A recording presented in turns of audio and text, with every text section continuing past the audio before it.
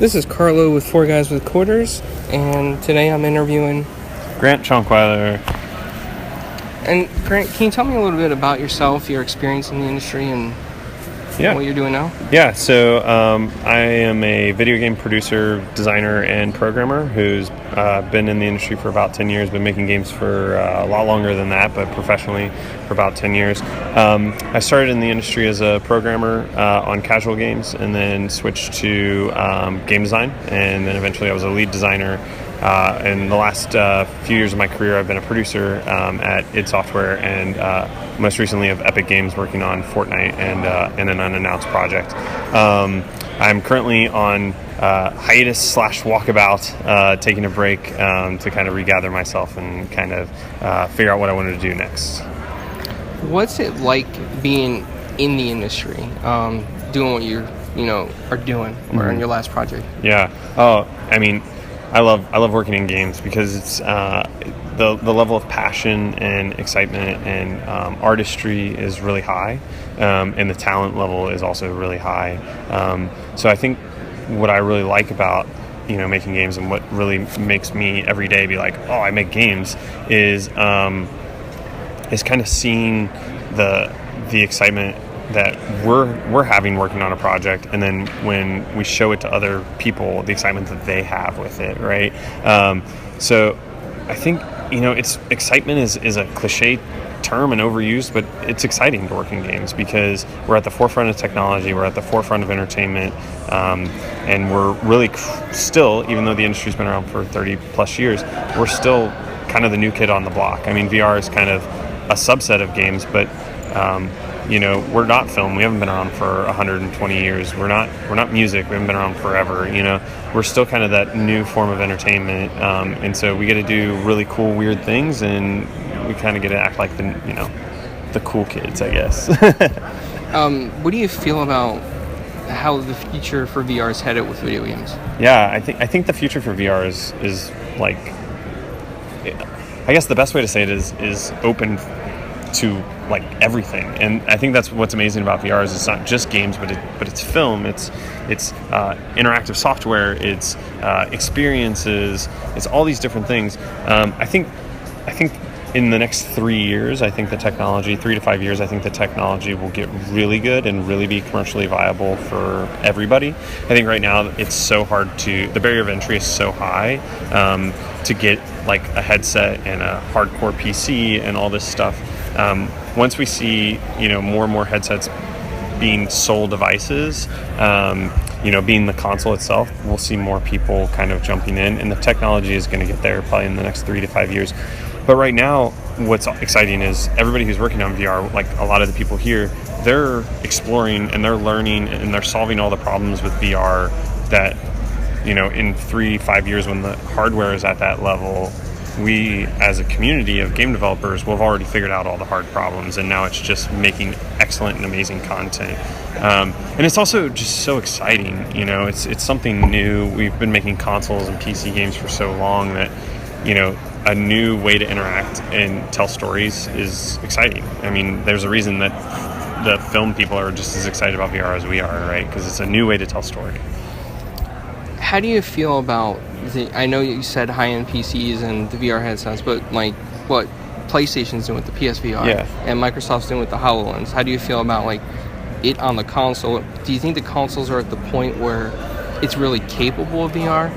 Yeah, I think the new revs of the console, like we see the new PlayStation and stuff like that, I think they're building those specifically for VR. I think that will really help for consumers to be able to buy a kit, VR thing with their console. HoloLens, I've seen both the HoloLens and the PSVR, and they are very good, and I think they're going to do a lot, but you're still asking people to buy an additional device, right? So you're not just like, you're not just buying the VR headset and that's it. You're buying a PlayStation and a VR headset, right? So the barrier of entry is still thousands of dollars at this, or $1,000 at this point. I think as the technology improves, we're going to look at full form VR experiences that are, a couple $100 or something like that. But I do think having Sony involved, having Microsoft involved, pushing, you need those big companies involved, HTC and Valve and people like that. You need those big companies really driving, Facebook obviously driving Oculus, because it's going to be an entertainment medium shift, and you need people with deep pockets, because there's a lot of hard things to solve that cost a lot of money. Do you think that once the VR market becomes more viable for the average consumer, do you think that we'll see less branded headsets out there and more of just one proprietary system? No, I think it'll be just like the consoles. I think there will be a few that are really big. I don't necessarily think they're going to be Sony and Microsoft, but there's going to be a few that are really big, and then there's going to be a bunch of like cheap knockoff versions. You can like go and get I'm sure you've seen those like cheap early day Nintendos that were made in China and stuff. You're going to have the same things. You're going to have knockoff headsets that you can buy. I mean, I've already seen like knockoff like Samsung Gears that you can buy in like dollar stores for like $15, and you're like, what in the world is this thing? And then I'm like, if I'm going to buy something cheap, I'm going to buy cardboard, right? Like, because it's $1 on the internet, So it's like, I think we're going to see it be a few, but not one. And then there'll be many like not as good versions. And for developers, it's not a problem as long as it's not, if it's a fixed platform, that's a little easier to develop for. But if it's 13 fixed platforms, then it's much harder to develop for. Like, it's easier to just develop for a PC and be like, oh, my game doesn't work on your specific PC, right? When I was talking to some of the exhibitors, they were talking about how Unity just basically has a checkbox for VR. Mm-hmm. Do you think that's going to help in the game development spectrum?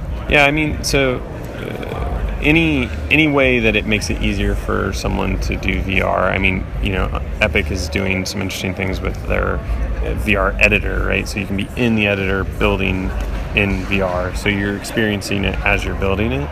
Things like that. Anything that lowers the barrier of entry of switching my generic first-person shooter to a VR game is hugely valuable. I think that inherently VR could be just a first-person experience, a first-person camera. But as long as that button is doing all the back-end work to make sure that people aren't vomiting everywhere, then that's really valuable. And we're kind of past that stage of software where we're still solving all the sickness problems and stuff.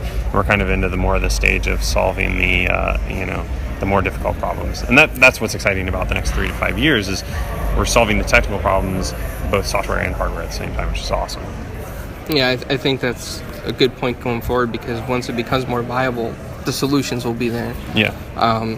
And just tell me a little bit about your experience like at Epic as well. Like, what games have you worked on with Epic? Yeah, so when I was at Epic, I worked on Fortnite and a little bit on Paragon, and then I worked on an unannounced project as well. My experience there was great. I was working with some of the top people in the industry. Like, we had tons of experience, tons of knowledge. And Fortnite was a great game to work on because it's a very unique game. There's not really any games like it out there.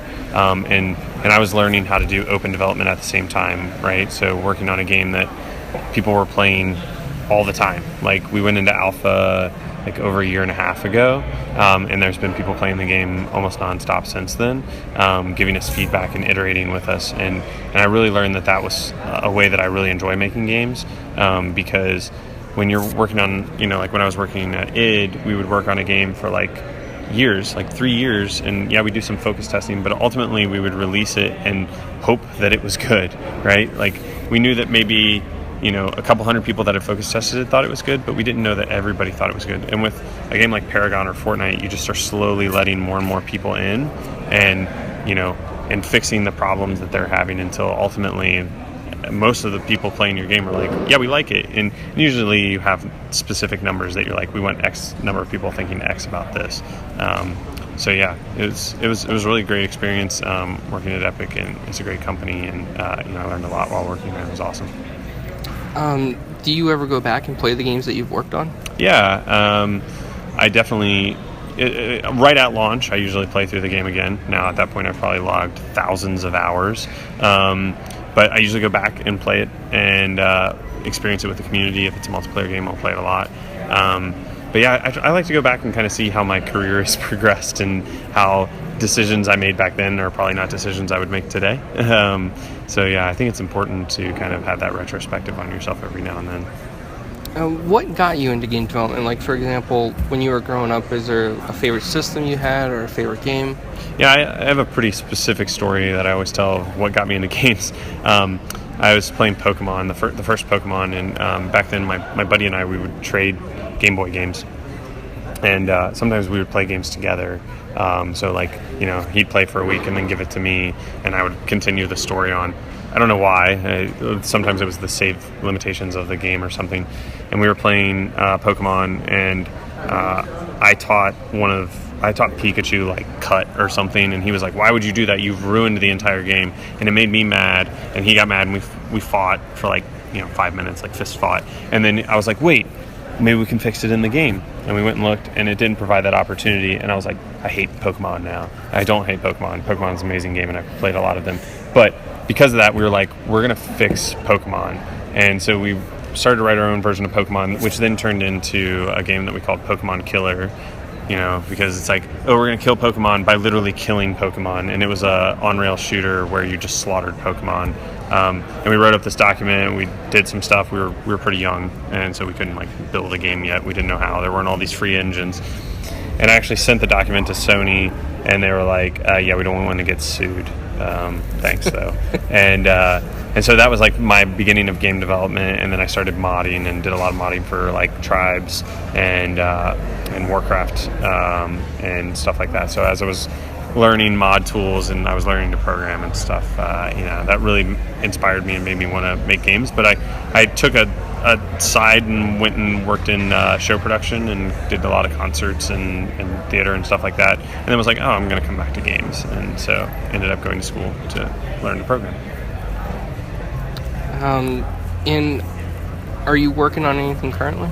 Currently, I'm not working on anything that's been announced. I'm fiddling with some side projects and kind of seeing some things, but since I'm not working for a company, it's kind of just my free time. And the main thing that I'm really doing is trying to kind of reset and take some time away from games and entertainment and media and working in an office and getting out to the people, seeing the world, and I'm like working on a farm and just doing things like that are completely opposite of games, to reset my my brain and get re-inspired and get ready for the next stuff.